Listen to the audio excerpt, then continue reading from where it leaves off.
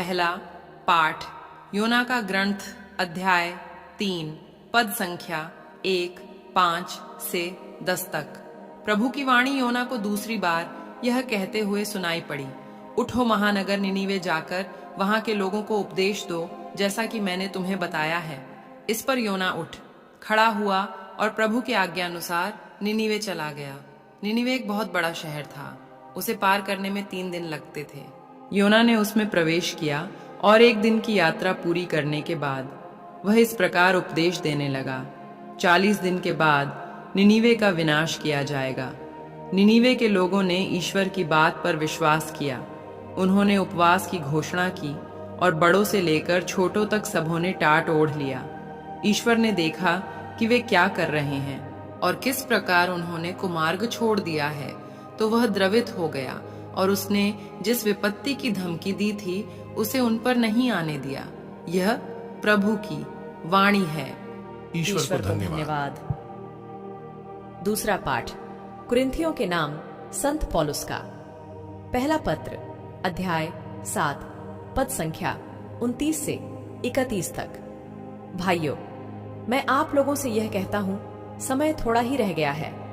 अब से जो विवाहित हैं वे इस तरह रहे मानो विवाहित नहीं हो, जो रोते हैं मानो रोते नहीं हो, जो आनंद मनाते हैं मानो आनंद नहीं मनाते हो, जो खरीद लेते हैं मानो उनके पास कुछ नहीं हो, जो इस दुनिया की चीजों का उपभोग करते हैं मानो उनका उपभोग नहीं करते हो, क्योंकि जो दुनिया हम देखते हैं वह समाप्त हो जाती है। यह प्रभु की वाणी है। ईश्वर को धन्यवाद। सुसमाचार संत मार्कुस अध्याय 1 पद संख्या 14 से 20 तक। यूहन्ना के गिरफ्तार हो जाने के बाद ईसा गलीलिया आए और यह कहते हुए ईश्वर के सुसमाचार का प्रचार करते रहे, समय पूरा हो चुका है, ईश्वर का राज्य निकट आ गया है, पश्चाताप करो और सुसमाचार में विश्वास करो। गलीलिया के समुद्र के किनारे से होकर जाते हुए ईसा ने सिमोन और उसके भाई अंद्रेयस को देखा। वे समुद्र में जाल डाल रहे थे क्योंकि वे मछुआरे थे। ईसा ने उनसे कहा, मेरे पीछे चले आओ, मैं तुम्हें मनुष्यों के मछुए बनाऊंगा। और वे तुरंत अपने जाल छोड़ कर उनके पीछे हो लिए। कुछ आगे बढ़ने पर ईसा ने जेबेदी के पुत्र याकूब और उसके भाई योहन को देखा। वे भी नाव में अपने जाल मरम्मत कर रहे थे। ईसा ने उन्हें उसी समय बुलाया। वे अपने पिता जेबेदी को मजदूरों के साथ नाव में छोड़कर उनके पीछे हो लिए। यह प्रभु का पवित्र सुसमाचार है। हे ख्रीस्त, तेरी स्तुति हो।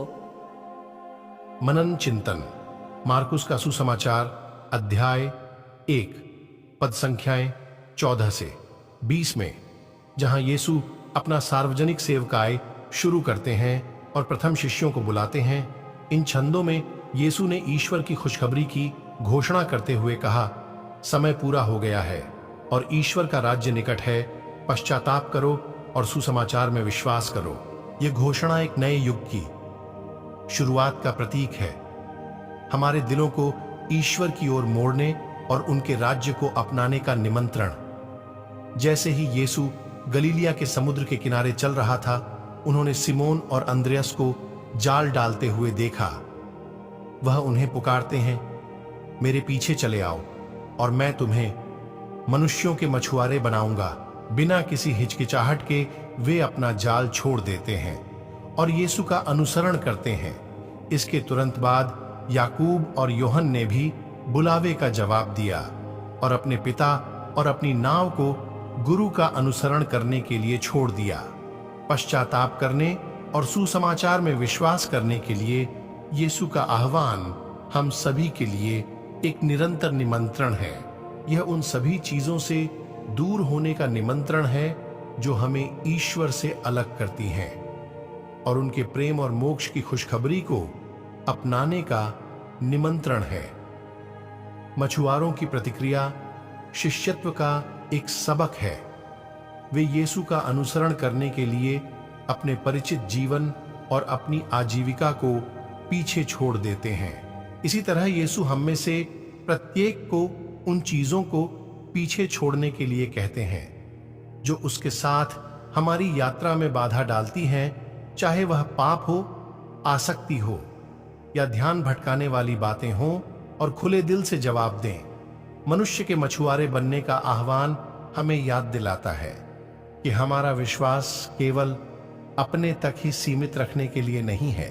हमें दूसरों के साथ यीशु के प्रेम और संदेश को साझा करने के लिए बुलाया गया है, ताकि अधिक से अधिक दिलों को उनके राज्य में लाने के लिए ईश्वर की कृपा का जाल बिछाया जा सके। आइए हम विचार करें कि हम अपने जीवन में यीशु के आह्वान का कैसे जवाब देते हैं। क्या हमारे दिल उसका अनुसरण करने के लिए खुले हैं, भले ही इसके लिए आराम और अपनेपन को पीछे छोड़ना पड़े?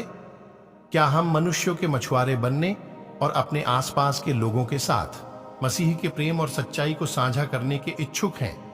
आइए हम प्रथम शिष्यों की तरह यीशु के आह्वान का तत्परता और उत्सुकता के साथ जवाब दें, यह विश्वास करते हुए कि उनका अनुसरण करने में हमें ईश्वर के राज्य में सच्ची पूर्ति और उद्देश्य मिलेगा। मेरे प्यारे विश्वासी भाई बहनों, जैसे कहा गया, आज के वचन में सुसमाचार का प्रचार करो। आप सभी भी परमेश्वर के वचन को लोगों तक पहुंचाए, वीडियो को अन्य लोगों तक पहुंचाए ताकि वे भी वचन सुन सके।